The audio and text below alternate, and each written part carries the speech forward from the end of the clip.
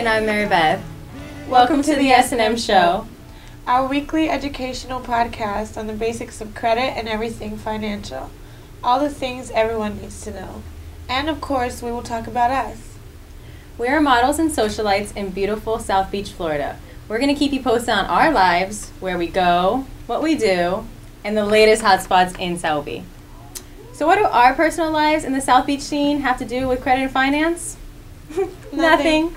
But we're going to tell you anyways, just for the fun of it. But first, for some news.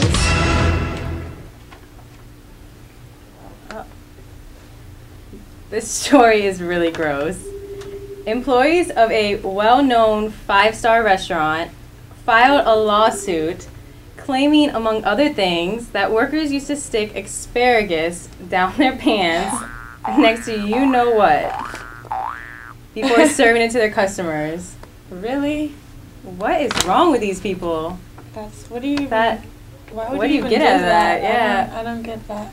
Well, I mean, I don't know about sticking vegetables down my pants, but I was at an event just this past weekend, and I do aerial. So I was on the company I work for is this event company, and we have a champagne aerial bar, and you do tricks on the Lyra. It's like the circle ring in the circus, you know? I do tricks up there, and I pour champagne into the guests' glasses. But this one guest that was at the party came up to me, and I was doing my tricks, and I really wasn't paying attention. And kind of shocked me, actually, and I kind of looked, and I was like, oh, we got some champagne. Went to go grab the champagne, and he was just staring, like, with his mouth open, looking all crazy at me. And he was like, I don't even like champagne, but I'm mesmerized, and I just want to know what it will take for you to pour the champagne down your leg and down your toe into my mouth. Would a ride in my Ferrari work? Yes. No. I just looked at him like I couldn't even believe he even asked that question. Like, wow, though. But, I mean, I guess some people like their food and drinks on human bodies. I don't know what people get out of it, but maybe that's what this employee particular was a fetish of. I don't know. This week is part 2 of our series on identity theft. Last week we reviewed what identity theft is and how to detect it. This week we will cover how to minimize your risk and how to recover from identity theft. First, protect your social security number. Don't carry your social security card in your wallet or write it on anything you carry around. Only give your number when absolutely necessary. Do not give your social to the doctor's office or any type of service company. Never, ever. They have no legal right to your number. If your state uses your social security number as your driver's license number, ask to substitute it with another number. Do the same if your health insurance company uses socials as policy numbers. Your employer and financial institution will need your social security number for wage and tax reporting purposes. Other businesses may ask you for your social security number to do a credit check if you're applying for a loan, renting an apartment, or signing up for utilities. Sometimes, however, they simply want your social security number for general record keeping. If someone asks for your social security number, ask, why do you need it? How will it be used? How do you protect my number from being stolen? And what will happen if I don't give you my social security number? Most companies don't really need it, so don't give it out. Number 2, be careful with your mail and your trash. Identity thieves may pick through your trash or recycling bins to get your personal info. Always shred your charge receipts, copies of credit applications, insurance forms, physician statements, checks and bank statements, expired charge cards, and the credit offers you get in the mail. Number 3, opt out of pre-screened credit offers you receive in the mail. Everyone who watches this show needs to do this. This is how you do it. Call 888-5-OPT-OUT. You will be asked to provide your social security number. It is okay in this case to give your number. Number 4, mailing anything with your personal info on it. Send your mail from a post office lockbox. Never mail from an unsecured mailbox. The post office has secure blue boxes everywhere. Use one of them. And pick up your mail right away.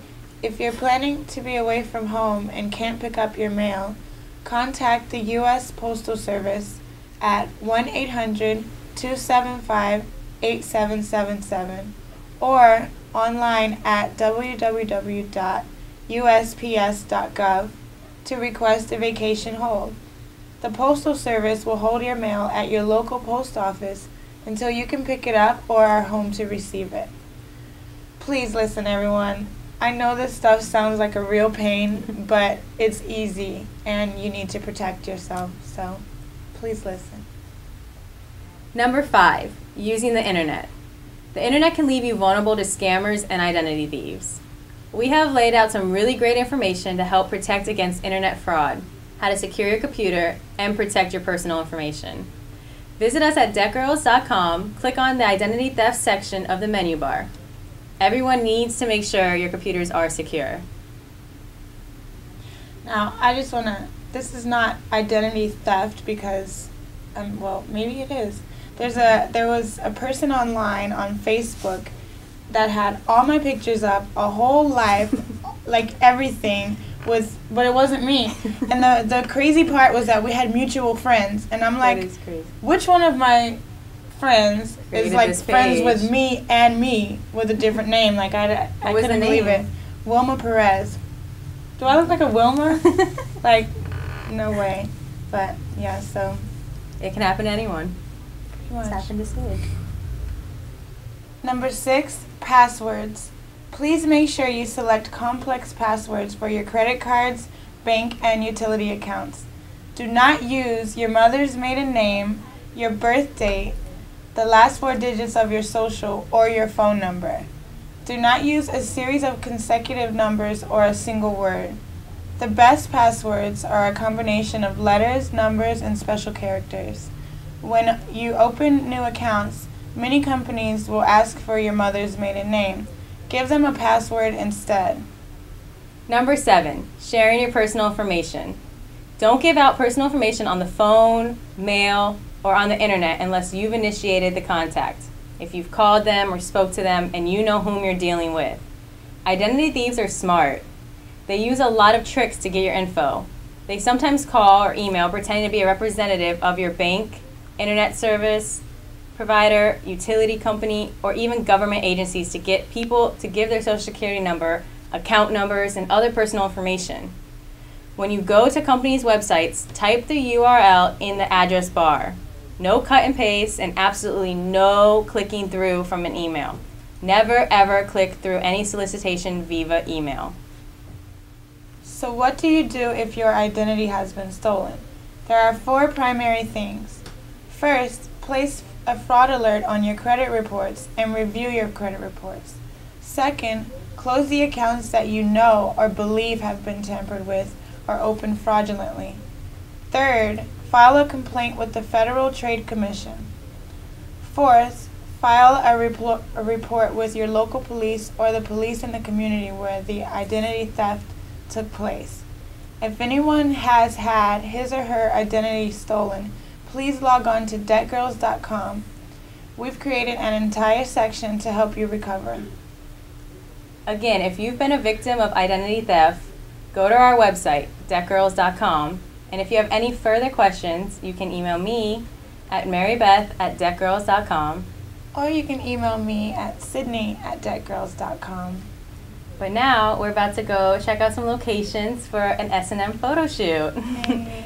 I think we have a few places in mind. I think one place, there's like cages and leather and chains and some fun little accessories to play with. Very nice. Actually, I'm excited. I heard that we're going to be dressed in a Siamese twin with leather, dress. yeah, corset attached to the legs. I can't wait. And maybe red lips, because we all love a red lip. Definitely. It should be lots of fun, and look forward to showing you guys all those pictures. But see you guys next week. Poll on the show and see if the audience likes the idea of you doing a Playboy shoot. Do you have a necklace?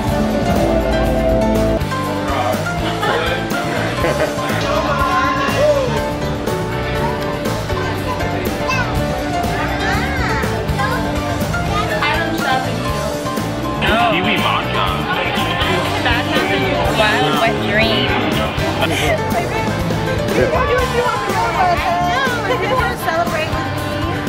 What is the color of the cover of Playboy? What is it? The photographer. He approached me about doing a shoot. I got an idea. S&M on